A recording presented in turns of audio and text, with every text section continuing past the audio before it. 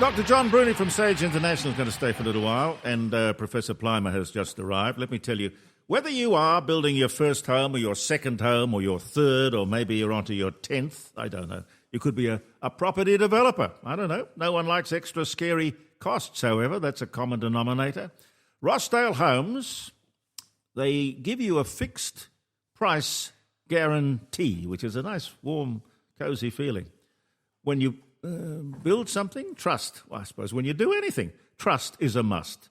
And that's the guarantee, the fixed price contract, meaning only you can change the price. rossdalehomes.com.au. Check it out. You'll find them very good to deal with.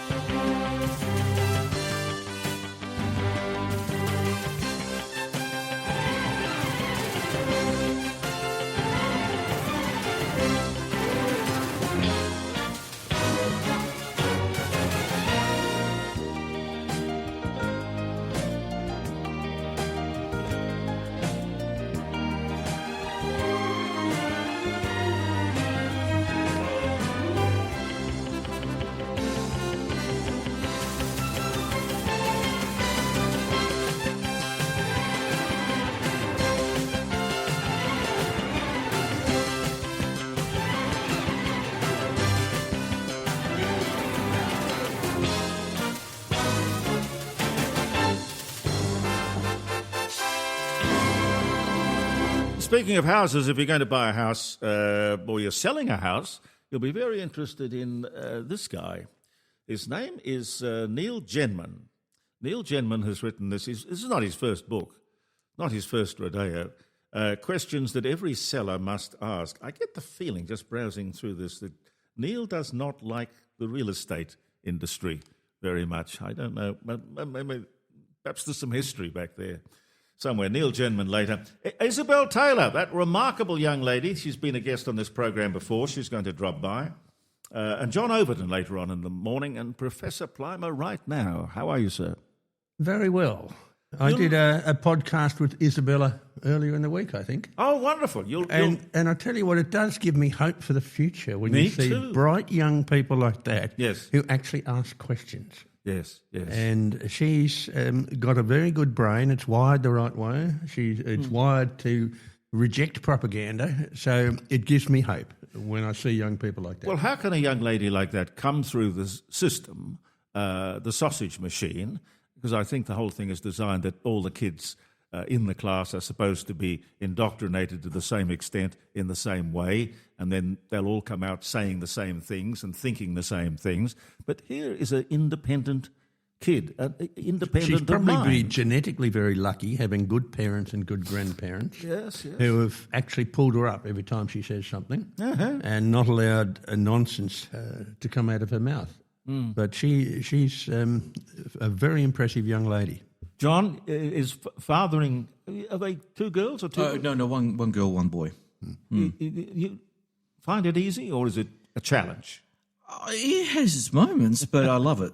I mean, I suppose every parent will have their little hiccups ever so often, but the joys of having kids far outweigh anything that you go through. But as the twig is bent, so shall grow the tree. That parenthood, it's a terribly onerous responsibility because you've got this malleable person that is going to come out wonderfully well or not. I think that the secret, I mean, as we were talking about this young lady, I think the secret really is to ensure that the home life has stability and also a little bit of friction, creative friction. I always question my kids question me. And I think it's always great being able to sit around the kitchen table and have these debates. I came from a home that was full of those political arguments. My grandfather and I used to, literally fight quite loudly with each other over elements of history and so on and so forth. Yeah. Thankfully, I was mostly right. but I give my granddad props. He was pretty good too. But again, that little bit of creative friction between getting an idea and pulling it apart and putting it back together again always makes one, I suppose, think more flexibly. Rupert Murdoch is fond of calling it creative tension. He applies it to his employees, probably more than his family. Now, Professor, is it true that Gina Rinehart is going to give Elon Musk an island? Did you see that? She suggested that he should purchase that island for his SpaceX. It's not an island she owns. I know she did look at buying one of the islands off Queensland. Yeah, one of these very resorts that had failed. Yeah, they're very cheap. I can't understand exactly why the resorts, beautiful places. I mean, Well, they're cheap, but then the money starts to flow out when you've got to build something, when you've got to get there. Yeah. It's and then you've got the rules and the regulations that control everything you do. yes, and I think if she gives him an island, it'll be the gift that keeps taking. What's that? What's the thing you give somebody and An Indian giver. no, you're cursed for life if somebody gives you this. Just saying, anyway. It doesn't matter. Andrew Taylor, I heard him on 3AW this morning before coming in and starting this program. He seems to have thrown down the gauntlet to Pauline Hanson. I saw that on Sky, which is the only channel I watch, except if the footy's on. Yeah. I think he's probably burning a few bridges. There is a reality, and that is that One Nation will no longer be at 3%.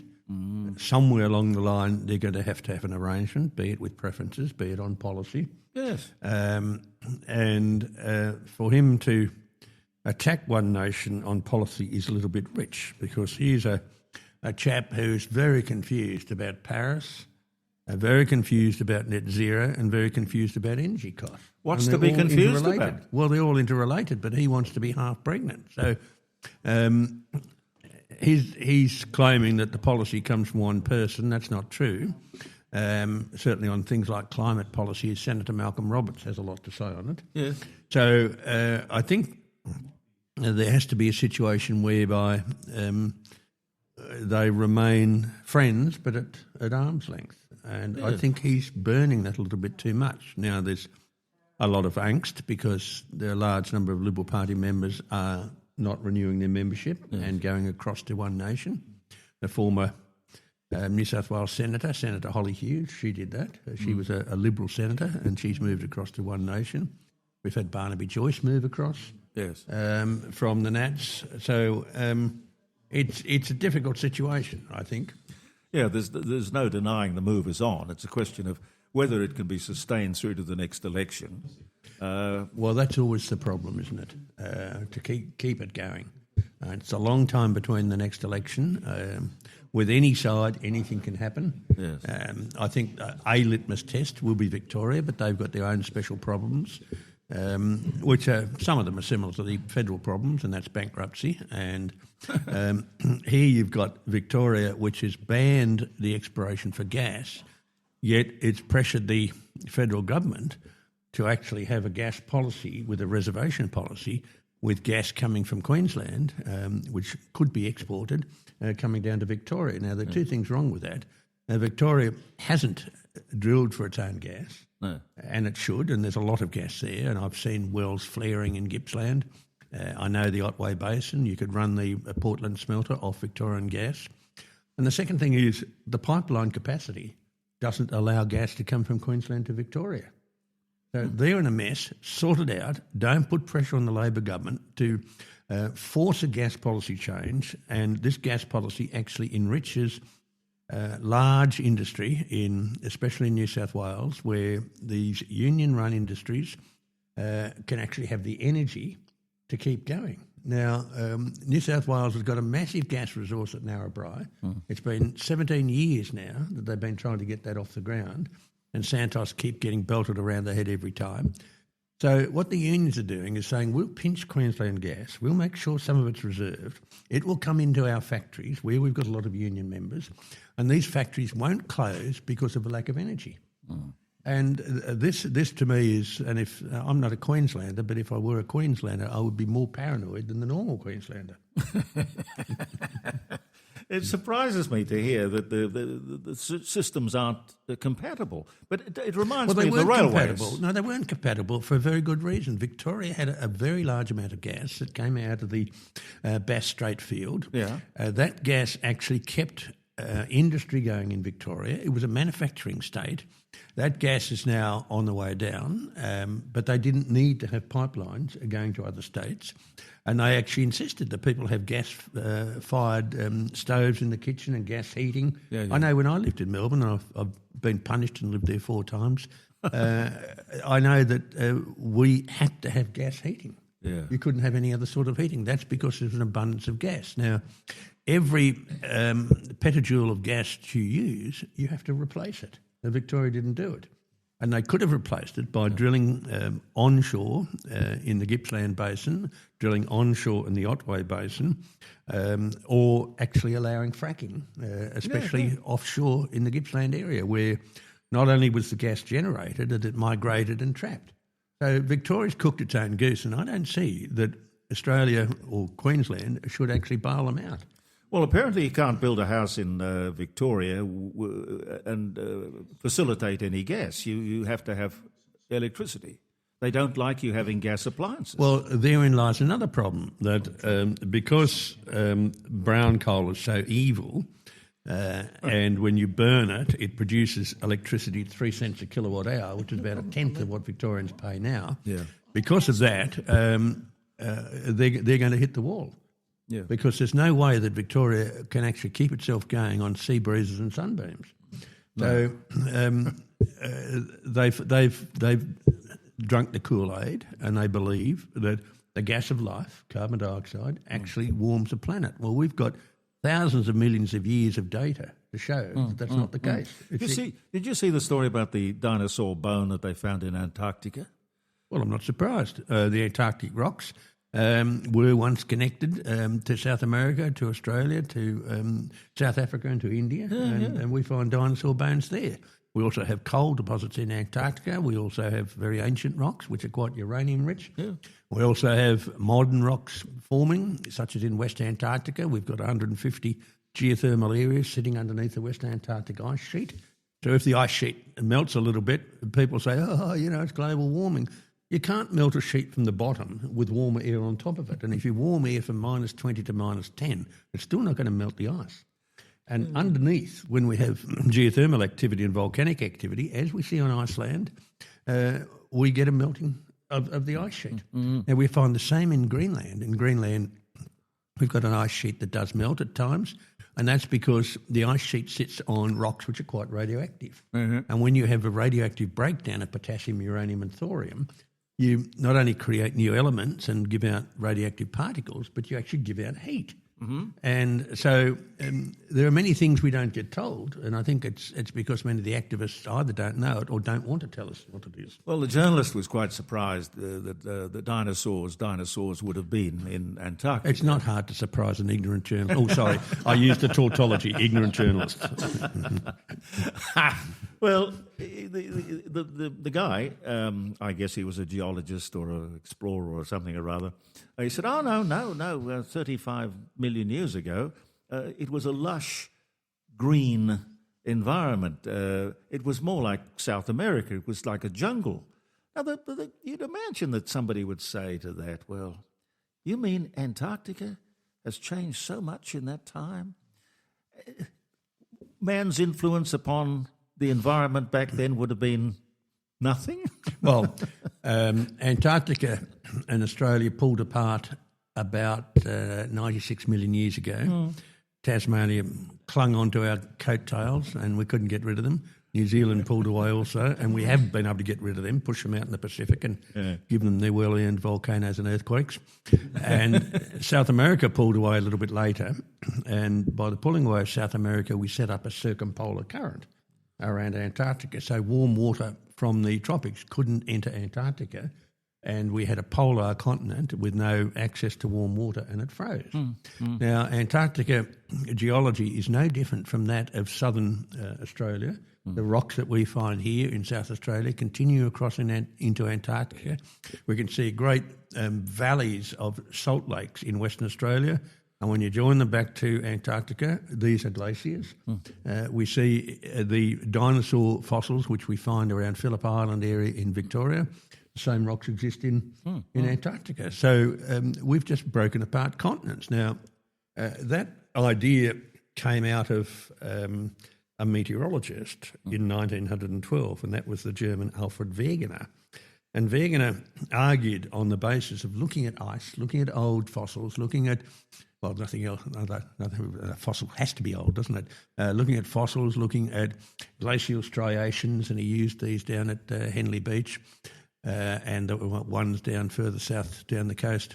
Those striations are telling you which way the ice moves, and he was able to put up an idea that the continents were once joined and they've since pulled apart. Now, he was absolutely pilloried, especially during World War I, because he was German, and the second thing is that the ideas had no explanation. We didn't know a lot then, and he argued it was a rotational force that did it, but it wasn't. And so those ideas came up in 1912, way ahead of his time. We resurrected those with returned soldiers who had been doing seaborne magnetics, looking for submarines, and they noticed that the ocean floor was striped and the magnetism reversed as you go further out from the centre of the ocean. You have one as normal magnetised, the next layer is reverse magnetised, and they were able to put together a story of continental drift, something that Wegener put together in 1912. Now, that's the story of science. You find that many lone warriors, many sceptics, are those who are pushed out on the ice, and Wegener died on the ice in Greenland, but pushed out on the ice and left there for decades, and then the idea is resurrected with new data or new thinking. And that, I think, is what's going to happen with a lot of this work in Antarctica, because that shows us that we've had multiple changes in climate, that Antarctica was once tropical, that Antarctica geologically is very similar to Patagonia and very similar to parts of Tasmania and parts of Victoria and South Australia and Western Australia and parts of the Cape Town area in South Africa. So it takes time often for ideas to change and to cement. Now, with climate change, the first time we've ever had an idea that's based on political propaganda. Scientific ideas are based on fads and fashions and often fools, and these are cliques of scientists. You've only got to go to a conference and see there's that group there that are following that idea, there's this group here that are following that idea, and they compete, they pillory each other. That's the way science works. But we've never had science in the past deal with an idea for which there's no evidence, and secondly, for which the politics have been involved. Yeah, we've never had it with nuclear science, we've never had it with anything. But there's real evidence that the world is changing, has always changed. Always changed. I would be incredibly worried about the future of this planet if it didn't change. It is a dynamic planet, and the dynamic side of the planet is driven by the planet cooling down, and it's been cooling down for 4,500 million years. I will be worried in about 5 billion years' time because it'll stop cooling down. Well, we don't have much to worry about. Well, really. Some of us might be there. You never know. But I will be worried if this planet didn't change. Now, we've had different atmospheres in the planet. The first atmosphere was rich in hydrogen and helium. It didn't last very long. The second atmosphere, which was for the bulk of time, was a carbon dioxide rich atmosphere, thousands of times richer than today's atmosphere. And that atmosphere existed until about 500 million years ago, when we had critters that started to pull carbon dioxide out of the atmosphere and put them into shells and limestone and into life. And we ended up with our third atmosphere, which is an oxygen-bearing atmosphere.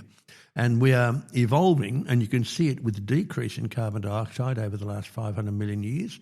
We are dangerously low, and we are evolving into our fourth atmosphere, which will be a nitrogen-rich atmosphere, and basically only bacterial life will survive. So these changes are quite normal. Yeah. There's a sorry, Jeremy, if you don't mind. Interesting. I've heard from a colleague of mine quite some time ago. The explanation for global warming may be because of volcanism under, say, the Arctic Sea, so the upwelling of hot water has melted the ice, and so therefore you've got a thinning of the ice cap. You also have very unusual weather patterns starting to circulate in Europe, and apparently, according to the meteorologists, we have this super El Nino, which is going to make its presence felt this coming summer. What do you account for these sorts of changes from a geological perspective? I mean, we know what the meteorologists say, but what do you say? Well, the first thing is you have high-quality friends because they are on the money. In the Arctic Sea, you've got a spreading centre where you're pulling apart the ocean called the Gakkel Ridge, and there we have submarine volcanoes. These submarine volcanoes are putting a huge amount of heat into the atmosphere. The volcanic rocks there, and we've measured them, have 13.5% by weight of carbon dioxide in the lava. That dissolves in basal seawater, and when that seawater eventually gets to the tropics and is upwelled, it degasses carbon dioxide. The second thing is that we have the oceans being pulled apart. This is one of Wegener's ideas. He fitted the continents back together again. They are being pulled apart. We have mid-ocean ridges. We've measured more than 3.4 million volcanoes in the Pacific Ocean. These volcanoes are leaking out carbon dioxide. The modern volcanoes are leaking out heat. Now, in the Pacific, when you have a volcanic eruption, you don't see it. But you can measure it with a small amount of earthquake activity. As you push apart rocks as the lava rises, you get breakage of rocks and earthquakes, and so we've been able to measure earthquake swarms, and that correlates very well with El Nino events. Right. Now, if you want an El Nino event, you need to heat seawater. How do you heat seawater? Well, that's to put many cubic kilometres of molten rock at 1,200 degrees Celsius into the sea, which is at 2 degrees Celsius. You obviously have to take heat from the lava into the sea. That warm water rises, and that gives you an equatorial El Nino effect. So there is a lot of work in volcanology which is suggesting, well, wait a minute, we're on a planet that's cooling down. This is part of the cooling process. 70% of the surface of the Earth are the oceans. So more than 70% of the Earth's heat that we lose goes into the oceans because the thin crust is in the oceans and the thick crust is on the continents. But that's totally ignored by the climate people. It's totally ignored by the meteorologists because it doesn't fit the story. And the planet is losing heat and has been for a very long period of time. We see it under the ice in Antarctica and Greenland. We see it in the oceans. Now, I've seen various calculations, but I wouldn't hang my hat on any of them, but it's anything from 3% to 20% of the heat that we put into the atmosphere actually comes from volcanic activity beneath the oceans. Professor, you said it doesn't fit the story. Who wrote the story? Well, the story was written by a team of people who are into controlling you.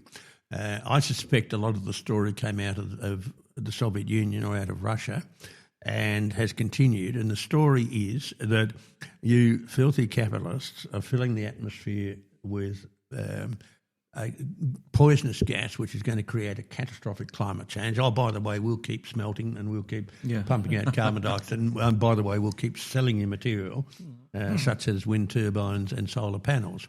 So I think it's been and I'm not a conspiracy theorist, but I think it's a very, very good economic model to be able to make sure that your military opponent has higher costs through energy, and all your costs are related to energy. This piece of beautiful cake which I want to attack in front of me, you made that using energy. You grew the grain using energy. You grew the sugar for the icing using energy. So everything we do on this planet is related to energy. And so if you can weaken your opponent by having their energy costs sparse or very expensive, you are winning the long-term political battle. There's also an interior battle that goes on. If you can destroy the morale of your opponent, then any long-term political, social or moral battles become easier. And I think that's what's happened over the last 30 or 40 years. We've actually been attacked from within and from without, and we've got, to use the term, the useful idiots there who are following this. Now, we have a very large number of people with a self-interest, and these are in the climate institutes, and we have them in every university in the country. And these people are doing enormous amounts of research, generously funded by we, the taxpayer, and they are telling us that the planet is changing. Yeah. Well, we know that anyway. Yeah. Now, I'm but not... you say it's cooling, and they say it's warming. Well, it depends upon the time period you look at. If you look at the last 30 years, the planet has been warming. If you look at the last 4,000 years, the planet is cooling. It depends upon time. So if someone says, oh, this is the hottest summer ever, you've got to say, when? Yeah. So it's wide open to manipulation. Of course it is, because it was much hotter in medieval times. It was 5 degrees warmer than now. It was about 4 degrees warmer than now in the times of Jesus. It was about 4 degrees warmer in Minoan times, and between those we had times which were much colder. Yeah. And they were given the unusual names of the Little Ice Age because it was cold. There was a fellow called Robert Lacey. We used to talk to him when I was at 5D, and he was a royal author. He did biographies of the royal family. And he had an interest in these matters. And he wrote a book. Caroline, do you remember Robert Lacey's book? What was it called? The World 1,000 Years Ago or something? Where he described... Well, that's the time you would the year 1000. Yeah. And he said that they were growing pineapples in England. Yes. And Australia was a rainforest. Oh, Australia was a rainforest. Well, we have very good evidence for that. We have it from history. We have it from the harvests of grain. In that time in Europe, we had 2 grain harvests a year, and there was so much wealth generated that we spent that wealth building our great institutions like the monasteries and cathedrals and universities and magnificent churches. We have very good records. That was a warm period of time. Earlier than that, it was the Dark Ages when it was cold. Then we had the Roman times when it was warm. And we know that. The Romans kept very good records of their salt harvests, their grain harvests, and they were growing grapes up in northern England, in Yorkshire. Well, England does grow grapes, and they try to make wine, but you wouldn't feed it to a dying donkey. And they grew olives as far up the Rhine River as Bonn. It was much warmer, and we see it from the clothing they wore. Well, what's going on in Europe now with this? They keep on saying this is the hottest day that we've ever had. It's 40 degrees or 41 degrees. It's a fairly warm day by Adelaide standards if we've got middle of summer or something. How would you pacify the people who are getting all hot and bothered? I would say look at history. Go back and look in the medieval warming. There were periods of time when it was warmer than that. Go back and look at the proxies to give you the warmth in Greek and Roman times. It was much warmer than that. Go back in archaeological times, say 10,000 years, just after the Younger Dryas, we had which was from 12,500 to 11,700 years ago. We had a warming period. And that warming, we had a 15 degrees Celsius temperature rise in 10 years. So if you want to worry about warming, you can't look at the temperature you measure today. You've got to look at that over time and see where it fits into the cycles. And we have cycles of warming and cycles of cooling, and most of them are related to how far we are away from the sun and how much energy the sun's putting out, which is variable. There are other factors, where the continents lie and what's happening in the galaxy. So you can't just look at a number alone and say, oh, my God, we'll all fry and die. Now, Europe's problem is that, and I've lived in Munich. It's very cold in Munich. The houses there are built to handle the cold. And they are not built to handle warm days. You have smaller windows. You can't get much air circulation. There's no such thing as an air conditioner. No. All you need to do is to go down to the Isar River and strip off and have a swim because it's warm, unseasonably warm, except it's summer when you get these spikes of warmth. Now, we've seen that even through the Little Ice Age. We had periods when it was very warm for short periods of time. So making a statement like that shows that you have no knowledge of history and you just don't know how science works. Isabella Taylor has arrived. Isabella, and you brought your whole family. Yes, I brought my mum and my grandparents. A lot of them are fans of your work, and people around the dining room table stay, so I thought they could come and have a listen. That's wonderful. Everyone's welcome, and there's lots of cake and biscuits and everything. But and I did a podcast a week ago. What was the podcast about? Well, ask the podcaster. He interviewed me. Yes, so a couple of days ago, I think it was, I interviewed Professor Plimer on his views on climate change, which he's very eloquently laid out for you today, and what's happening in the world right now. and even some other areas like the data centres being introduced in Australia. Yep. And his thoughts on that, to take that to the audience on social media and YouTube. Was this your Inspired By series? Yes, yeah. Ah, yeah. Such an impressive young lady. How old are you now? Because we the first time you came on this show, I think you were 14?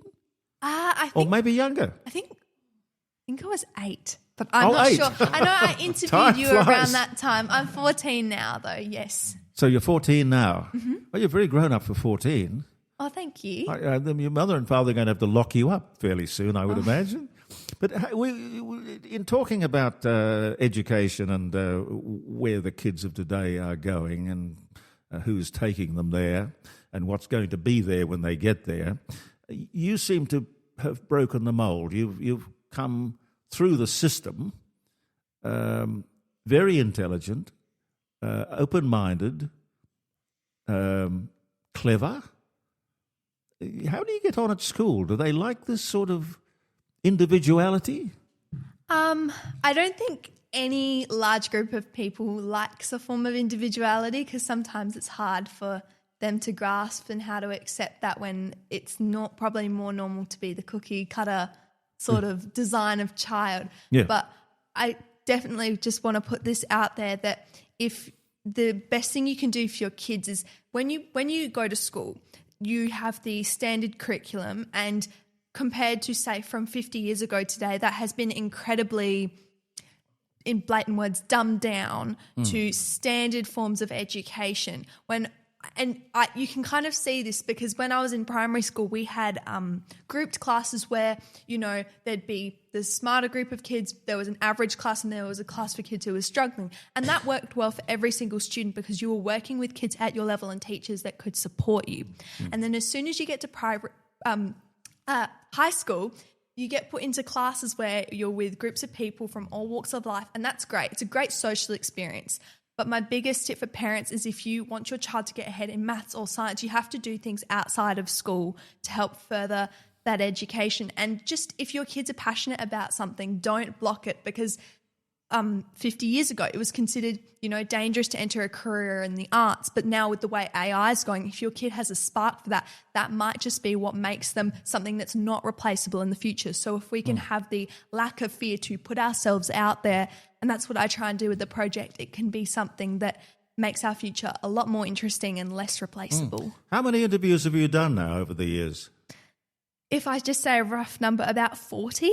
Yeah, right. And it's changed a lot, and that's just with the way the audience is growing and the way the world is going. We used to religiously put 26-minute episodes out onto YouTube and Channel 41 in Melbourne and Channel 41 in Adelaide and Channel 31 in Melbourne.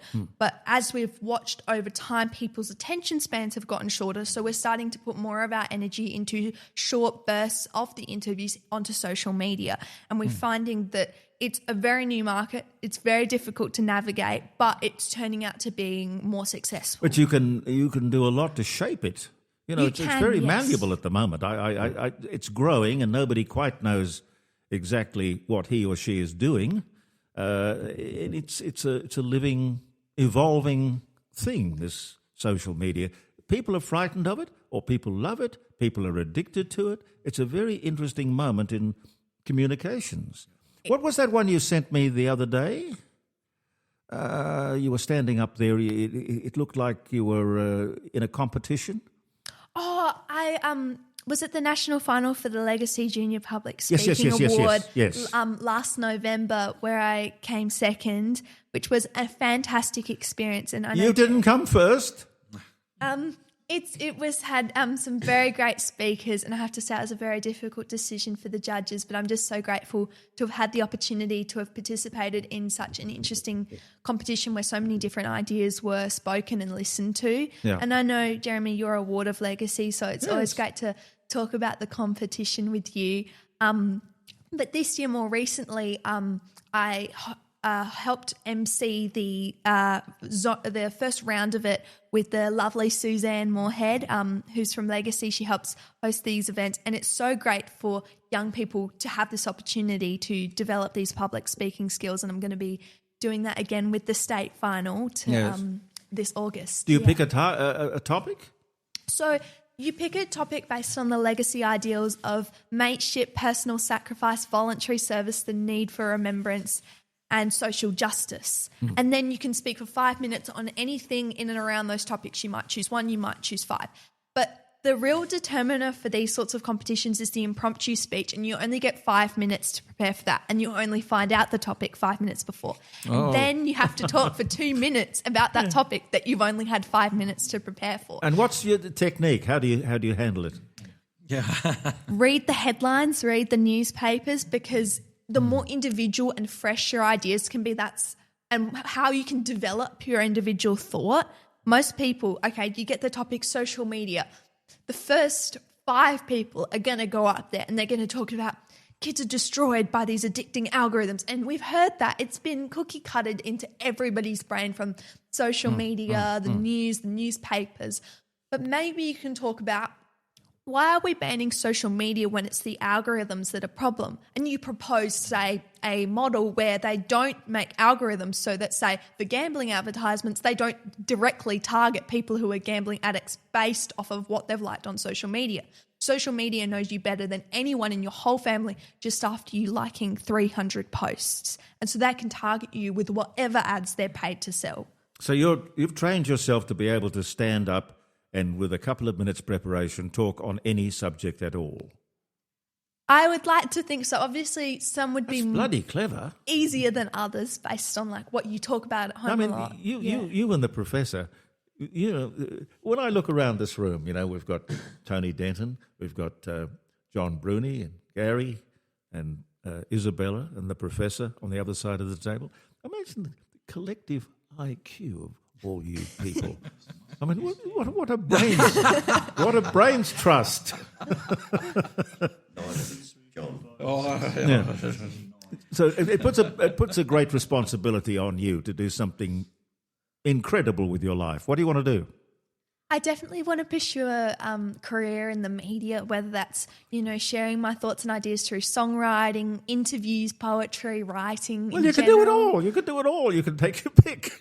I think that is the way it's going, and creative expression is definitely the way to go as a young person, because, you go onto AI, it can solve any maths problem generally without mistakes in seconds. And while some people may find it rewarding to do that, we've got to start thinking of ways to take our passions into more humanly creative pursuits. We had a debate recently where we had to argue, my school had to argue at least, that government should do nothing to curb the impact that AI has on creative industries. And we won that debate by a significant margin because we fleshed out the point that AI cannot directly create anything by itself. The actual issue is copyright laws. And you can look at someone like Taylor Swift. She's copyrighted the Hey It's Taylor Swift line and her bodysuit with the guitar.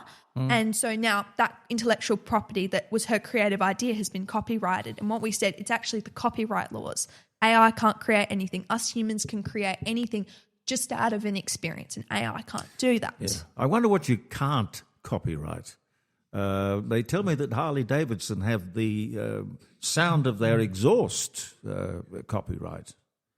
Weird. Yeah, it would all be to do with, I guess, the type of fuel and how it reacts with what's inside the bike. But yeah, you do get into more interesting topics like that. But I think the fundamental thing is be open to what the future has. There's no point in resisting it, because as one person, you cannot do anything to change what is going to happen. You can only, carve your own path that you're specifically venturing in. We had a bloke on the air 2 or 3 weeks ago by the name of Professor Toby Walsh, who is professor at the University of New South Wales. Do you know him? I podcasted with him, yeah. Oh, yeah. He's great. Fascinating fellow. He is. And his specialty is AI. And he doesn't seem to be particularly worried about it being the wild, untamed, loose cannon, to mix my metaphors, that most people think it could be, if it isn't. Professor? My concern with AI is we've first got to have intelligence in society before we can think about AI. Well, how we do that seems like a larger task. Well, I think we're seeing it here today. I mean, we have your family are here, and I'm sure that one of the reasons, and we were discussing this off air before you came in, one of the reasons that you're so articulate and a critical thinker is the support that you've had from your family and the way your family and you sit around the kitchen table and discuss matters. And you were talking about John arguing with your grandfather. All the time. This But it was is great. really important. Really important to have that foundation to be a critical thinker. It's not criticising anyone in your family. It's actually using your brain. Critical thinking. Do they teach it, or are you born with it? They try to teach it at schools. It's actually one of the new sort of ventures they have with subjects. We had a class in 7th grade called Student Agency, and it was where you could pursue anything for the time you had that class, but you had to learn something out of it. And that's commonly echoed in the Year 11 and Year 10 EIF and AIF. But I think it really comes from meeting lots of people, observing and experiencing your own situations and learning how to come to conclusions and analyse something from multiple perspectives rather than being emotionally embroiled in it. Now, you go to Seymour, don't you? Yes, I do. That's just around the corner. Yes, it is. I was driving past it during my holidays, which I wasn't too jazzed about. Oh, well. How many more years have you got? I have 3 and a bit more years, which is crazy to say because it feels just like yesterday that I was still in primary school. But yeah, it's gone very quickly. Yeah, it must mean you're having fun. Do you find it easy or challenging? It depends what aspect. When I take a class called entrepreneurship where we do business, and I find that quite simple. How do you teach entrepreneurship? I don't think you can. They try to, and I find it. I really enjoy it as a class because it's my whole family's like life. We've been in business for many, many years. And so it's interesting to see how their version of teaching it. It's all very, studying and like understanding the flywheel effect and the 4 Ps of advertising. And while that is important, the best way, in my opinion, to study entrepreneurship is to just go out there and start a business. What are the 4 Ps of advertising? Product, place, promotion, and something else. Yeah. That was last semester. I've been on 3 weeks of holidays and I've gotten a bit slack. But Well, you've got to go put yourself into neutral just to recharge the batteries. And then we also learnt about the difference between point of difference and competitive advantage, and how you've got to understand both to create a successful business. But one thing I find really interesting at school, and I know Professor Plimer will be able to understand this, is whenever the topic of climate change is brought up, or any topic really that has a political standing, and obviously climate change shouldn't have a political standing because it's a science and not... No, it's a religion. It They've is. turned it into very a religion. much is, because whenever you say, well, it's normal for the climate to change. I started saying this one time and I was actually incredibly ostracised by a student that said, but no, it's being sped up way more than it should be for the time that it's experiencing. I'm like, well, how can you predict that? And how can you prove it? There's no statistics ever mentioned when they talk about climate change. And one thing that our teacher said directly after this is my history teacher. He's a great teacher. He said, my job isn't to influence what opinions you have, but it's to present you with all the facts and help you come to your own decisions. And I think we need more teachers like that, because school is a place for education, but it's not a place for indoctrination. They're taking advantage of the 7 hours they have of a day with young families. And I come home and I say things to my mum. And one of those things was, when you talk about time and you say AD and BC, it's now changed to BCE, so before Common Era. And why? Because not everyone's religious, and why is it fair to talk about time if it's religiously based? And I come home and I fully try and justify this to my mum. Now, you go to a private school. Yes. Private school is better?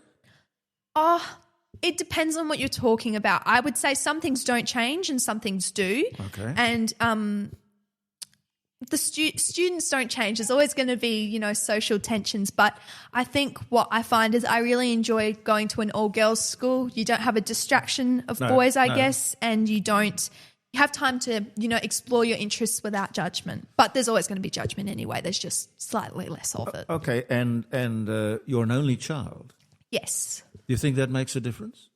Yes. I think it does, but I think, I Does that mean you're precocious, John? Just going on my background, I have to say I used to love engaging with other adults. I'm sure you find the same thing. Yeah, well, you grow that up. Your Yeah. own peer group is a little alien from you, but the people who are older than you, your parents' age, your grandparents' You enjoy age, interacting you with, enjoy. I mean, yes. that's been my journey for my whole life. I enjoy the company of older people. I can totally relate to that. My mum works in retirement. She sells the units down at a retirement village. Yes. And I love spending time with the people that come through there. I love talking to them. And I don't find it's almost like a language barrier. We both speak English, but you never see older people and younger people talking together. No, and I think one of the things about being an only child is I've been raised in an environment where I've been talking to primarily people over 30, and it's been one of the best experiences. And even with the Inspired by TV show and podcast, being able to talk to people like Professor Plimer has been so enlightening for me, and I don't think that I would be the same person without those experiences. Well, I was one of three, highly competitive. When I had a younger brother who went at primary school to a selective school for the ultra bright. I had an older sister who was the firstborn, and so she was a bit spoilt. It was competitive, and it was competitive all through school and all through university. And the bottom line is I won. and there is nothing wrong with having competition. And there's nothing better than winning. It gives you a sweet taste. So I think being a sibling with others in a highly competitive environment really did help my life. I also had the wonderful situation of some very good mentors, both at school and at university, and got in with the right crowd as a young person. So it wasn't a case of luck, it was a case of actually consciously being forced to compete, be it in sport or be it in academic studies. Everything was competitive. But actually, just touching on that, as an only child, and I'm sure you find the same thing, being among older people makes you want to lift your game. You're never like, oh, well, I'm just watching some fluff on TV and talking about weird stuff, like to your peers. You're engaging more mature people, which forces you into a more mature form of speech and a more mature form of engagement, which I think is the thing that, not without, dissing the competition, the interfamily competition, but I think that it's a sort of competition in a sense, because if you're the only young person in the room and you can hold your own against far older, smarter people who have lived their life, that's a talent in itself. And it is also driven by a sense of competition because you want to be like them. Why don't you guys all get together and write a wonderful book on how to bring up children and how From the perspectives of all a generations. formula. Yeah, it was something nice and simple and straightforward that we ordinary people can follow. Yeah, that's right. 3 generations this year. Yep. By the way, at your school, did they do this silly welcome to country and have 3 flags and all that crap? Yes. I don't want to say too much about that personally. I do. Just I'll let the other gentlemen have their opinions on that. All right, well, think about that for a second. Let me expand the group. I put a call into Neil Genman, who's very kindly sent me his new book with 3 elastic bands around it. Sure. I'll take He doesn't want you to read that book. Well, it's about real estate. And I think at this particular time in our history and our development, you couldn't find a more important subject. Well, depending on where you are in the home situation, I saw that the Hutt Street Centre for the homeless has had its requirements or its facilities in demand, and it's gone up something like 34% in the last 12 months, where people just have no home. And we see today that the rents around Australia are through the roof. All sorts of interesting things are happening. We won't get into perhaps we will get into how to avoid or maybe go back to a better arrangement. Neil, are you there? Yes, I'm here, Jeremy. Yes, I am. Wonderful to talk to you. How to Avoid Costly Mistakes is the subtitle of your book, and sell your home for more. So this is because you've written both sides of the dilemma. Equation. Yeah, both sides of the equation, the buying and the selling. I'm not sure which I would like to be on at the moment. It's all very confusing. Do you see a way through this? Yeah, well, I do. And the most important thing is to just do a little bit of research before you go out there into the market. I would say, without exaggerating whatsoever, that 95% of people do not get the best result when they buy or sell real estate. When they're buying, they often pay more than they should. And when they're selling, almost 100% of sellers are getting ripped off these days because of the uniquely Australian scam called VPA, which stands for Vendor Pays Advertising. And honestly, Jeremy, it is just sickening. But hasn't that always been the case, that the vendor, they No. say, here is your advertising budget? No. Do you know there's 195 countries in the world, and Australia is the only country where sellers are asked to pay advertising money in advance of their homes being sold. So if their homes don't sell, let's say an elderly widow decides she wants to sell her home because she wants to help out her children and her grandchildren get a foot into the market, which is hard for first home buyers these days. So the agent comes out and says, I think I can get you $2 million. So the lady says, that's wonderful. Well, at that rate, I can help all my grandchildren, I can help everybody, and I can buy a place for myself. Everything will be wonderful. So she puts the house on the market and then finds out afterwards that, I can only get $1.5 million. Okay, no, thank you, I won't sell. But then she's got a bill for $10,000 for advertising. And if she doesn't pay it, some agents can, and there's another company now that use this pay later scheme, can put a caveat on her home so she can never sell it to anybody. And unless she pays that $10,000, it's monumentally unfair. I mean, if there was one thing I could have a wish right away to ban, is make it just the way it should be in all the other countries in the world, where people do not have to pay anything until such times as their homes are sold. And people, what is my house really fair enough? Shouldn't I pay for the advertising? Excuse me. Everybody knows within the real estate industry, Jeremy. And remember, I've worked in the real estate industry all my life, and I'm old now, just like you and I are both old. Okay, so I refuse not only to get old, I refuse to grow up. Well, I tell you what, just to tell you, Clint Eastwood's 96 or something. 95, yeah. I love what he said. Just to tell you, I love what he said. He said, I refuse to let the old man in. Yes. In fact, I think he wrote a song. It came from a movie called Mule, I think. And it was a song, well-received song, called Don't Let the Old Man In. It's very true. Yeah. Well, around this table, I've got Professor Ian Plimer and Isabel Taylor, who is 14. Yes. 14 years old and as smart as a whip.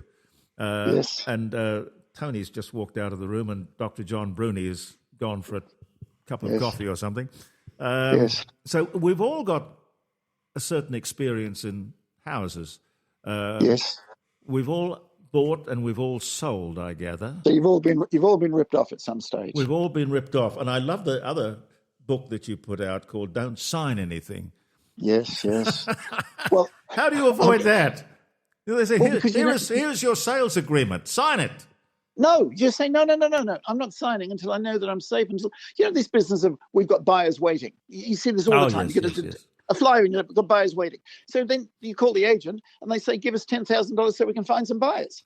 But didn't you say you've got buyers waiting? You don't paint a very flattering picture of the real estate industry. Isabella, are you worried about the future ahead of you? You're going to have to go through all of this. You're going to have to buy a unit or a house, and it looks like it's going to get harder and harder. I think, the prices are coming down a little bit now. It's very interesting. My mum works in real estate, so I help her sell the houses that our family builds. And I've seen over the past, I think it's 3 years, we've built a few lots.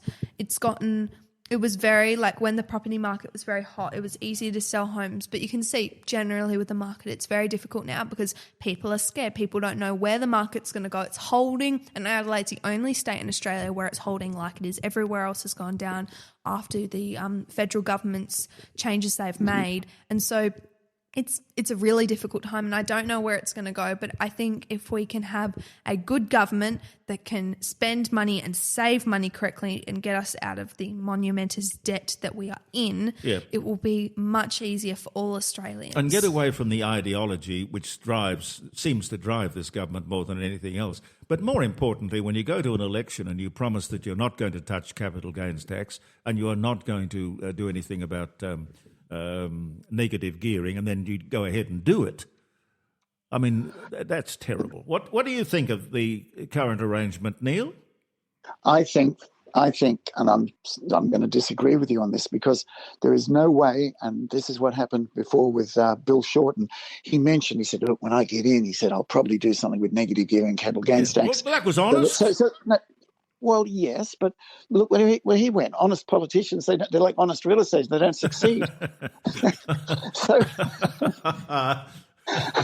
So the fact is, what Albo has done, as much as it's upset the wealthy people like me who've got plenty of products. I said to Tanya Plibersek on SBS's Dateline show or whatever it was one night, I said, tax me more. I've got 30 investment properties. Hit me harder. I know I've worked hard and all these things I've got up and I've had cold showers in the morning and I've worked 14, 16-hour days. But I've been fortunate in my life, Jeremy. I really have. When I bought my first home, the lady that was mentioning a moment ago about how tough it is, when I bought my first home, I paid $28,000 for it, and my annual income was $30,000. Now, you show me anybody that can do that almost anywhere in Australia today, it's impossible. And, people saying, oh, well, it was always been tough. We had high interest rates and all these sort of things. No, we had it a lot easier. We really do. It's really tough for people today. I wish we could. I think of the first responders and the nurses that look after people in hospitals and the people that dedicate themselves to looking after other people in our society, and how they don't get a chance. And yet we see books in the bookshop saying, oh, buy 50 houses by the time you're 20 and do 25 or something like this, and how to get rich in real estate. I was going to write a book with this title. You said you don't like the title, don't say anything. Well, here's one for you. Give up work, invest in real estate, die of shame. Oh, but the publishers wouldn't take it, though. I don't think you'd sell many of those. Professor, what do you think? Well, I have a different view. I finished last week a book called Gold, Everything That You Need to Know. Yes. So there are other assets besides real estate, and gold has only got a 10,000-year history. And if you spread assets, partly real estate, partly bullion, cash, shares, then I think you're buffered against some of the great changes that we see. And my wife and I were purchasing a waterfront place in Newcastle at 17.9% interest rates in Paul Keating's time. Yes. And we've, like many people our age, and we're both in our 80s, it's been quite a haul. We also own a few houses, but we also own other assets, which I'm quietly giving away. So I think balancing a portfolio rather than only being in real estate is probably a more secure way to go. Spread the risk. Of course. Spread the risk, yes.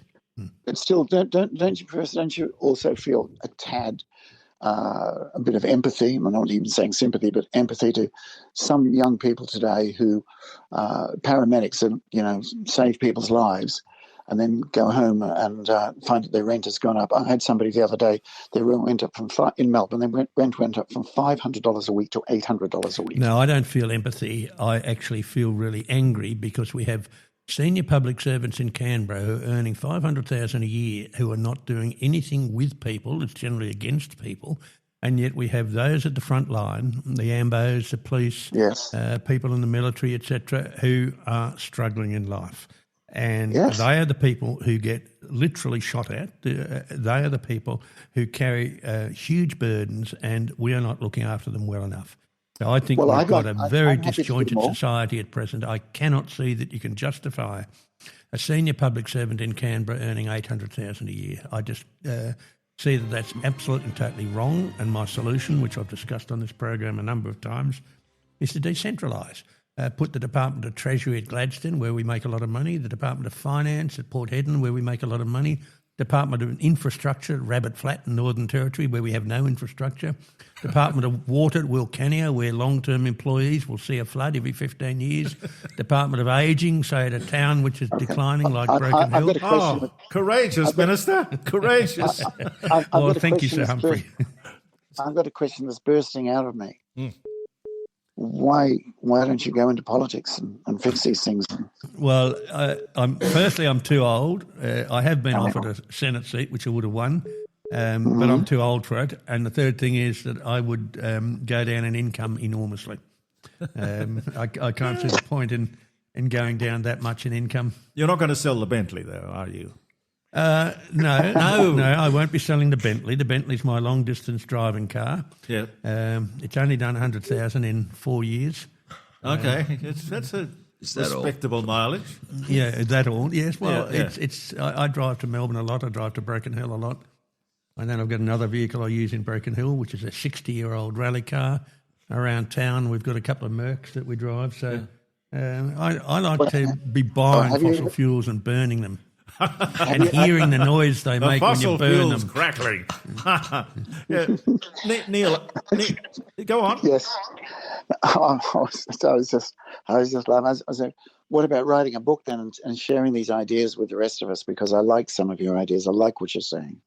Well, you've written, I don't know how many books you've written, Professor. I've just written 10 finished books, the 17th. 17th book. Yes. So his thoughts, Neil, his thoughts are well and truly out there. So, can you give me his name again, please? Professor Ian Plimer. How do you spell the surname? Plimer. Ian Plimer. Look it up. And My publisher is Connaught Court in Brisbane. Okay. Although it's All not right. been the only publisher. I've had Random House. I actually published a book once with the Ian, ABC. Ian, which is your best book? Which is your best book? A book that came out in 2020 called Green Murder. There was a book I put out in 1993 on religious fundamentalism. I called that one "Telling Lies for God." That was a good book. Ian, I will buy all your books. And the bestseller is not my best book, but it was a book called Heaven and Earth, and I sold 150,000 copies worldwide with that book. Well, that's fantastic. That's fantastic. So I've come on the program today to promote my book and ended up promoting all your books. That's fantastic. Well, listen, Neil. No, but they're probably more worthy.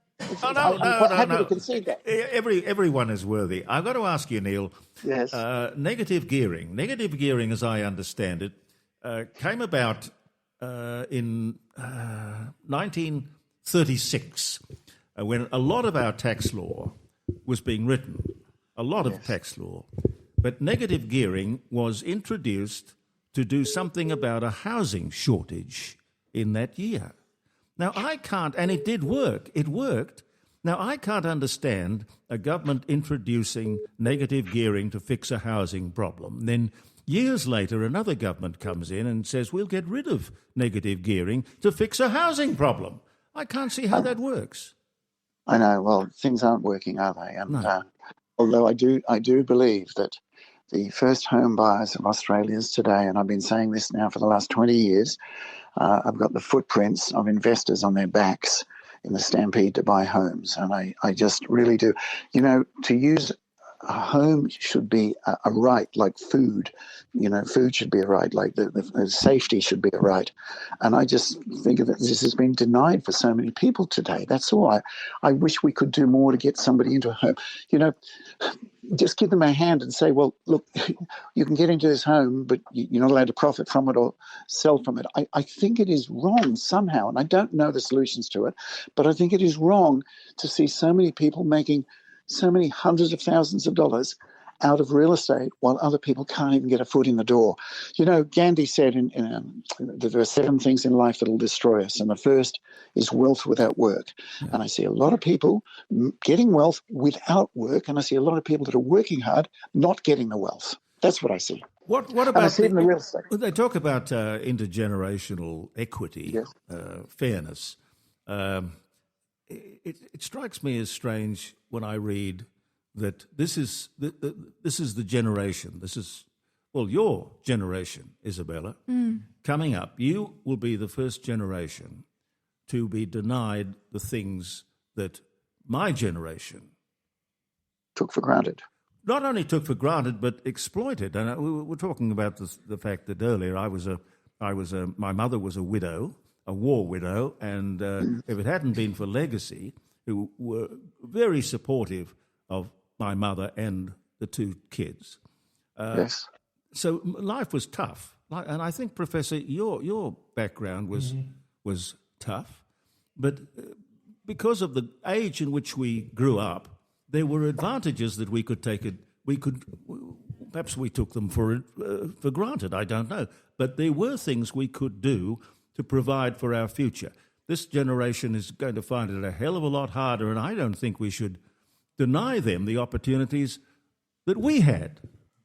Well, Legacy looked after your mum. Legacy looked after your mum, but I'm saying, which is just terrific, because I have a lot of time for Legacy myself. My grandfather had his 21st birthday on the hills of Country, so I'm well aware of the sacrifices that were made by not just the people that went overseas, but that stayed home as well. Yeah. The thing is, though, but who's here today to help our first home buyers properly? Every time they make a first home buyers grant or do something like that, it just pushes the prices up even more and makes it even harder.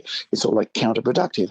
But we really should be thinking first and primarily about the most important people in our society. And I believe the most important people in our society are not the ones that Ian just mentioned about these senior public servants earning $800,000 a year. They're the paramedics that are earning $80,000 a year. Yes. These are the most important people in our society. I think we should do more to help them. Now, I've been fortunate that I've been, made a fortune out of working in the real estate industry. Thankfully, I've never, in 54 years of working in the real estate industry, I've never had a complaint from an honest consumer, and I've got nothing that I would be ashamed of. In fact, if anything, I do feel like a complete, because there is so much skullduggery going on in real estate today. It's horrendous. But so many of the things that are being done now could be done to help people get a foot into the housing market. There is no need for people to have to pay thousands of dollars up front for real estate advertising. It doesn't go on in any other country in the world. They do it without that. Well, there's one point on that. The legacy that we're leaving the young people in this country is horrendous. We have massive debt in this country. We are paying interest of $60,000 per minute for that debt, and that debt now is $56,000 for every man, woman and child. That is the legacy we are leaving younger people who are trying to buy their first house. And until governments stop frittering away money with vanity schemes, building pyramids in their honour and these sort of things, and actually operating an economy as we do around the kitchen table, where we spend a certain amount and we don't spend beyond our means, then I think the future generation has got huge problems. We cannot have governments borrowing to pay back interest. We cannot have governments spending more money than they earn. They have the ability to raise more money through taxation, but they also have the ability to lower their costs. And everyone in business lowers costs when times are tough. And that is an ethical problem that we have coming out of Canberra. They spend more than they earn, and the young people will pay because that's just the debt is just being kicked in the can down the road. All right, but what I'm saying is that because of the wastage that goes on, you're saying the similar thing in another category perhaps, but I'm saying within the real estate industry, because of the wastage that goes on, if we were to cut out some of that wastage, if we were to ban some of the schemes that go on in real estate now and divert that money to assist first home buyers, a lot of more people would be able to get homes than are able to get homes today. It just makes me sick to see what goes on behind the scenes all the time in real estate. It really does. And I've not only been sued mercilessly and attacked over the years from people in the real estate industry, I've been beaten up and put in hospital over the things I've said. Yeah, but I mean, I would give my life for this, Ian. I really mean this. I can't stand seeing Australia's. I'm okay. It might sound like a lefty by saying this, but I can't stand seeing Australia's battlers, the good folk, good decent folk, getting ripped off, and that's what happens in real estate. The real estate agents are it's very hard to be an honest real estate agent today. It really is very hard to do it honestly. And look, that's why the turnover is so incredibly high. People get into the industry, 90% of them go in their first 12 months because you have to do dodgy things if you were to succeed. And we need to look at this. Housing is worth 10 times the amount that our stock market is worth in trillions of dollars in this country. And so much of it is being wasted. Now, I write books, which if people buy the books and read the books, they will say, well, gee, I can save money when I'm selling my house. I can stand up to these agents and I can take control. In fact, one of the best books I wrote was How to Control Real Estate Agents, instead of being controlled yourself. All right, well, tell me, how do you control real estate agents? Well, Put it in a nutshell. Okay, I'll put it in a nutshell. Everybody seems to have I went with my wife one time to an island that was supposed to be really nice. I won't give the name of the island, but it sounded like Snake Island or something like that. It was one of those islands off the Queensland coast. Oh, yes. And we booked for a week, and we couldn't stand it. There was mold in the showers. We could hear the people next door doing whatever they were doing during the night. It was just terrible. So I rang up in the morning and I said, look, I've decided I want to go. And they said, Mr. Jim, I'm not sure if you're aware of our cancellation policy. And I said, well, no, I'm not, but I'm not sure if you're aware of my expectation policy, right? so let's just call it quits. You sound like a nice lady on reception. I'm a nice guy. This doesn't suit me being here. I'm going. And you say to people, when agents say, oh, it's our policy we do this, you say, well, I've got a family policy. And my family policy is I don't sign these documents that you say are standard, run by the Real Estate Institute, which is there to protect real estate agents, and they'll admit that themselves.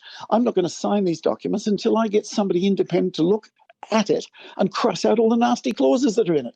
I'm not going to pay you any money until you do what you say you're going to do. You tell me that my house is worth $2 million. Will you sell it for $2 million? And I'll pay money. If you try and sell it for $1.5 million and cut me down, by $500,000, well, then I want to cut your commission down. And see, this is the problem. All these things that are going on realestate.com, which, by the way, should be known as realestate.com.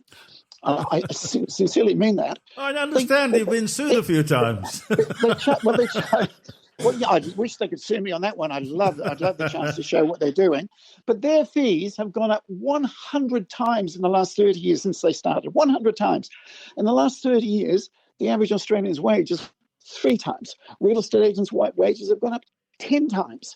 So come on, it's so out of whack. There's so much going on that Ian and yourselves, with everything that you do, because you're not doing it every day. I'm doing it every day. I'm seeing it all the time.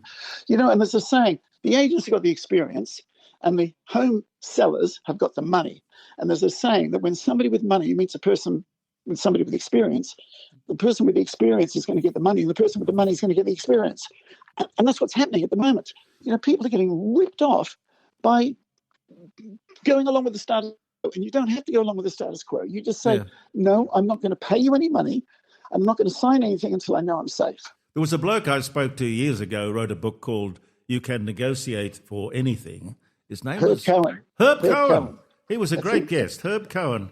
Yes, lovely guy. Everything. I'm surprised you know the book because not many people do. But it's a great book. I've read hundreds of books on negotiation, Jeremy. I have. And I did a survey of real estate agents. You'd think the number one skill agents should have is the skill to negotiate. Yes. And they call themselves negotiators. But negotiation doesn't mean pushing old ladies down in price. It doesn't mean underquoting a house to get buyers to come along and waste their money at auctions. No, that's not negotiation. That's just misleading stuff. Proper negotiation is how you do it fairly in equity. I mean, honestly and truly, you think about real estate auctions. Nobody really stop and think about it. Do you really think that you get the best price from the buyers by yelling at them with a hammer in your hand? I never thought about it like that. But I want people to think about it like this. I want people to think that the correct way to do it is to sit down and have private negotiations and do it properly. Because any agent that tells any seller that selling by auction is the best way to get the best price is either an idiot or a crook. Now, I've done lots of idiotic things in my life. I have, okay? And being an idiot doesn't make us a bad person, but that's what it is. There's no other alternative for the things that are going on in the real estate industry today. But it's all legal, I take it. It's all above board. Oh no. I'm glad we've got this anti-money laundering thing in place, because what I have seen over the years with the illegal money laundering going on through real estate is horrible. So people say it's illegal. No, it just hasn't been discovered. It's not examined enough. If it was a royal commission into the real estate industry, There will be a lot of CMYF for real estate agents, I can tell you. CMYF meaning clang mind your fingers when you get to jail, you know? You know what, Jeremy, you've got a great laugh. I'd like to record your laugh and use it as my ringtone on my phone. Oh, anytime. Do you worry about AI in either real estate or writing books? In some ways I do. I'm not sure. AI, like a lot of things, and I suppose a lot of us these days, it does frighten me a little bit. But it's so almost real, isn't it? Well, it's real. I mean, it's better than real. It's better than real. Oh dear, I don't know if it's well. It's scary. It is scary. It is frightening. Yes, it is. That's a whole other topic. I mean, today real estate agents have got AI calling people, pretending to be humans and saying, "Hello, this is your real estate agent. Do you want to sell your house?" So the real estate agent doesn't have to feel embarrassed when somebody tells them to get lost. But I used to tell them, I said, just use my name. I said, and then at the end of the day, you can tell me lots of people abuse me today. I'm not worried about that. but now they're using AI, of course. And, well, how many books have you written about real estate? Is that your only topic, that you stick to the one thing? No, I want to write. I'd love to write a biography about Somerset Maugham. Oh, really? Why Somerset Maugham? Because at 21 years of age, I bought a book at Brisbane Airport of his, which set the course of my life, and I learned so much about wisdom and about how to live life through Somerset Maugham. What was the book? What was the book? The book was called The Summing Up. Oh. And the last biography written about Somerset Maugham was written by Lady Selina Hastings, and she dedicated the book to me and my wife. Yeah. So the book I would like to write, that would be called Saving Somerset Maugham, because he's been misjudged and misunderstood. Similar to what Alain de Botton wrote, a book about how Proust can change your life. Mm-hmm. I'd like to write, say, how Maugham could change your life, because that's what I would really love to do. And I'm hoping I've got some fine sons. I've got 3 sons, one who's a naughty boy and 2 others that are pretty good. I love them all, of course, but the two other good ones, they're following me into the real estate world now, and they're really enjoying it. And as good young lads, they can't believe what's going on. You know, the definition of fraud is to obtain a financial advantage by deception. Mm-hmm. And every day, agents are either doing it deliberately or they're forced to do it to obtain a financial advantage for themselves by deception. It's just rampant in the real estate. I mean, consider this. If you're an honest real estate agent and a house is worth, honestly, about $1 million, and you go out and tell somebody that your house is worth $1 million, and then the agent comes behind you who's a liar, who says, "Oh, put it to auction, you'll get 17 million, whatever, I'm being sarcastic now, but that's what happens. They go out and they can quote them some enormous price. And then the person signs up with the liar gets paid. And the honest person says, "Hang on, I told the truth and I lost. The liar told a lie and won. What do I do to succeed? I either get out of this business or I start telling lies." Well, it must be retrievable in some way. What do we do? Here we are with a house, we're looking to buy, we're looking to sell. How do you pick a real estate agent? I'm assuming you have to have a real estate agent. Yes. Well, no, you don't have to have a real estate agent. No, you don't. If you go onto a company called Product Review or one of those independent reviews things, right? There's a company called Rate My Agent, which is funded by agents, and the Morgan poll showed that 95% of the public do not trust real estate agents. But when you go onto Rate My Agent, 98% of people love real estate agents. And I think people are waking up to this now. It should be called Fake My Agent. Right? Okay. Well, how do we sell or buy a house? What's the best way? The simple, honest, simple way? Straightforward way. Okay. Get one of my books. Okay. Which one? This one? The new one? Yeah, get the new one. And how many books are there? How many books have you written? 10. 10, and they're all on this subject, and Somerset Maugham is... No, the 9 of them are on real estate, and I wrote one about what I feel it means to really succeed in life. I wrote one which is probably, I think Ian said to me one before that his best-selling book was not his best book, and that's how it happened in my first book. Real Estate Mistakes has sold nearly 2 million copies, but my best book, which is called Success Takes Character, has sold about 100,000 copies, and so it's not even it's only 5% of the other one, and that would be my best book. Yes. There are a lot of Chinese real estate agents around here. Well, there are a lot of Chinese residents around here. Well, see, the Chinese are very good negotiators. The Chinese in China, they have the lowest commission rates in the world. There you go. Yeah. What sort of commission should we be paying? Generally speaking, nothing. Nothing? Well, Nothing, yeah. why is he in the business if he's not going to make a quid? Because what you should be doing, no, I'm saying in most cases, most people would be better off if they sold their house without an agent. Many, many times, I see. the buyers come from locally. They come from next door. We had a farm that sold recently, and the owners paid a commission of $600,000 to sell their farm, and the neighbour bought it. Okay. You could have just gone next door and knocked on the door. Exactly. You could have leaned over the fence. No, it takes too far. You could have leaned over the fence and said, "G'day, Jack, you want to buy my farm?" Yeah. But you don't know how much. You don't know how much it's worth. You look to some expert to tell you more about the subject than you know. But you can get a valuer. The valuers, I often say that valuers are the hidden heroes of real estate. They really are, because the valuers have got no hidden motive or an agenda. If you want to find out the price of your home, you should invest in a few $100s and get a registered valuer to come out and value it. And they don't get angry. They don't care if you get angry with them about what you say the price of their house is worth. If they think your house is worth $1 million, they'll tell you $1 million, and you'll get a true indication of the value by hiring a valuer. Do you reckon if you were going to try and make some money out of real estate, what's the best way to go today, looking at the landscape that we have in front of us? To make some money out of real estate, so you mean make a profit out of it? Well, okay, you don't want to lose money even on your family home, even temporarily. You don't want to get into a Fannie Mae kind of situation, do you? No. Yeah, or Freddie Mac, all those things. Freddie Mae and Freddie Mac. Freddie Mac, no. If you want to make money out of real estate, one of the nicest and best ways to do it, which is also very rewarding and satisfying, is to buy an old rundown home for a good price in an area that is not popular at the moment, spend some time renovating and doing it up and selling it, and that can be very rewarding. Yeah. But I just wanted to say this. When you talk about selling without an agent, if you look on product review and look at the ratings of agents on that, you'll find that the average real estate agent has got 72% negative rating, okay?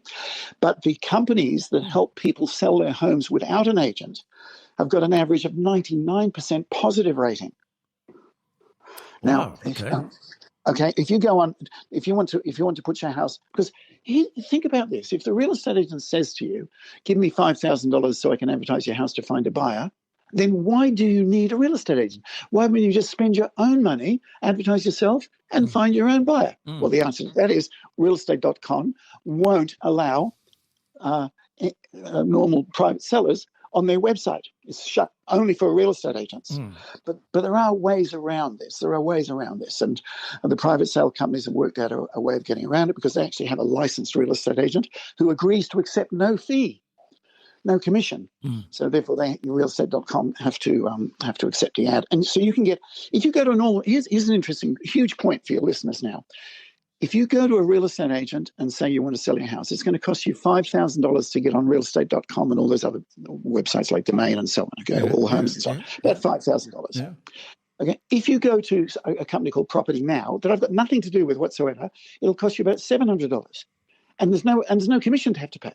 So instead of paying $5,000 for advertising plus $25,000 for commission, which is say $30,000, you'll pay $700, and there's a good chance you'll sell your house without having to pay the commission. Now, what I often say is it's worth a try, surely. Oh, it sounds good to me. Or just ask the neighbours. Just ask the neighbours before you're thinking of selling. Yeah. Just put the word out. The last 3 or 4 homes that my wife and I have sold, including one farm, we just put the word out.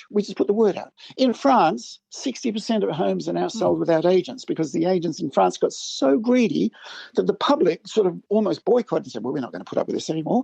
So the word's got around is when somebody wants to sell their home. I mean, years ago, Jeremy, when you talk about, say, going back 20, 30, 40 years or something, when people wanted to sell their homes, they wouldn't go to a real estate agent, they'd go to a hardware store. And what they do, I'll tell you why, they'd get half a dozen keys cut for their home, or a dozen keys cut for their home. They'd go down to the dozen real estate agents in town, throw a key on the counter, and say, "This is the address of my house. Whoever sells it first for the best price gets paid." I tell you And what, you can still do that today. You can still do that today. this would make a really good radio show in the sense that you say it's just about getting the word out there. A great way. I'll go away and think about that on the weekend. How you can turn it into a radio station, which basically gets the word out for people who want to sell their houses without a commission. Yes. You can negotiate that commission though, can't you? I mean, as Herb course you Cohen can, of said, course everything's negotiable. Herb Cohen is right. Everything's negotiable. And if a real estate agent says to you, our fees are not negotiable, here's the question to ask. Because this is why I wish that the book I've written now, the one called Every Question Sellers Should Ask, I should have written this one, it should have been my first one. But the question to ask, when an agent says, our fees are not negotiable, you say, have you ever discounted your fees ever? And they'll say, well, yes. You say, well, why don't you discount me then? Yeah. And here's the other point. If you expect me to take a lower price on my home, why shouldn't you take a lower price on your commission? Yeah, that's reasonable. Sure, commission's okay. The number one word you need to remember with commission is justify. Somebody needs to be able to justify it. Like everybody, like Ian was saying a moment ago about these public servants, you got me thinking now, $800,000 a salary. It clearly cannot be justified. No. And what people need to do is they need to think about their greatest asset before they put it for sale. You know, agents are trained to overcome the I want to think it over objection, okay? Well, what people need to do is they need to think it over. They need to just take the time. 6 months before you want to sell your house, a year before you want to sell your house, start doing a little bit of research, that's all. And be careful, because the most frightening words I ever hear is, oh, Neil, I found a nice real estate agent. Look, never mind how nice they are, it's what they do that's important. And you ask me, how do you find a good agent? They're the very few agents, and there's some in Adelaide that do it, that only charge on success.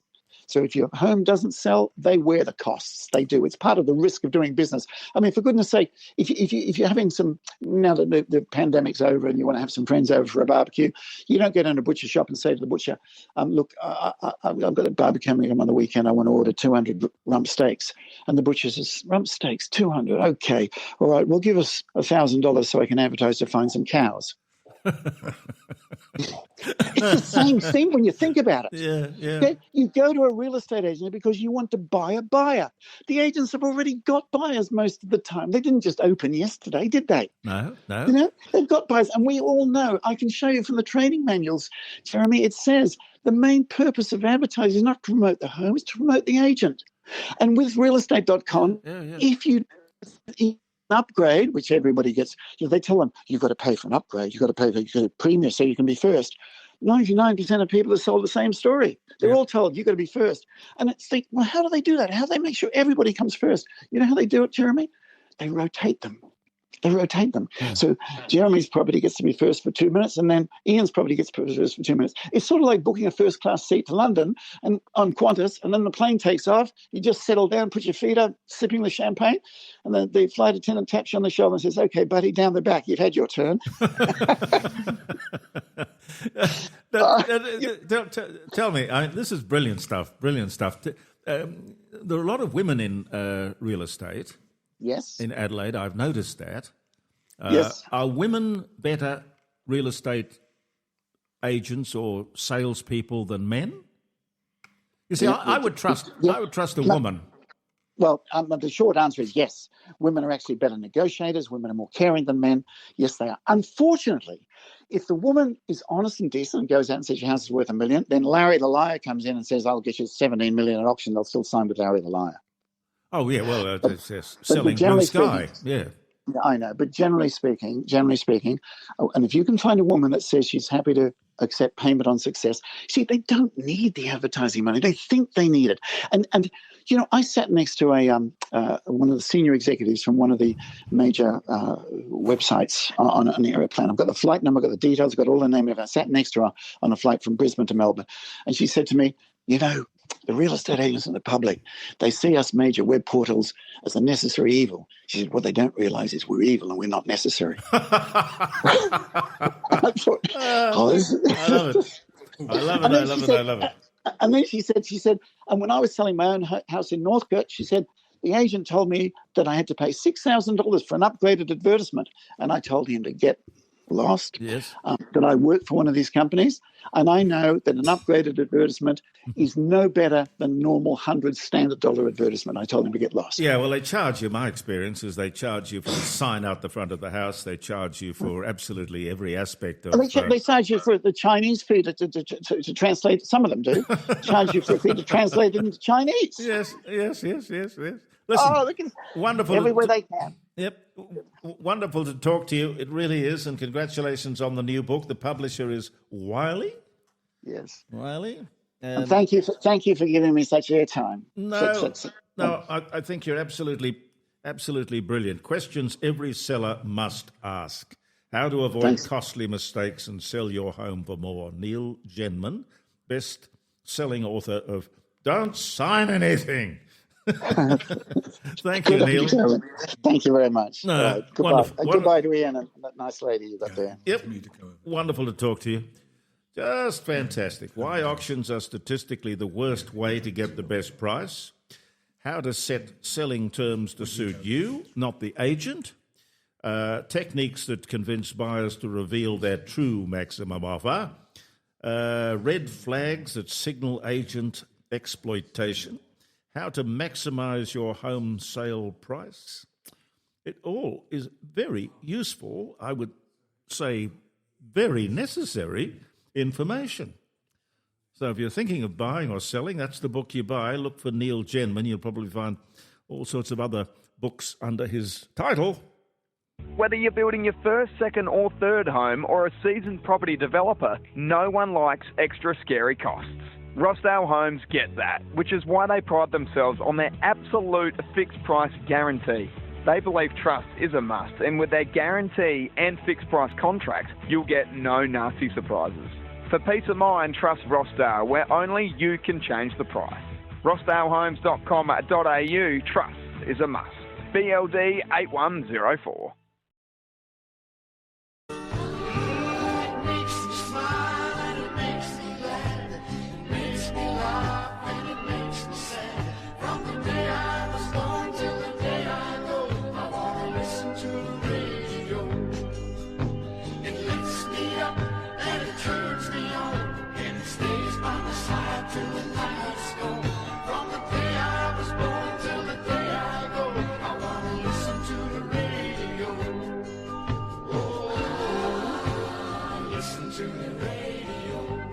Listen to the radio, indeed, our radio, which is jeremycordo.com. We go around the world.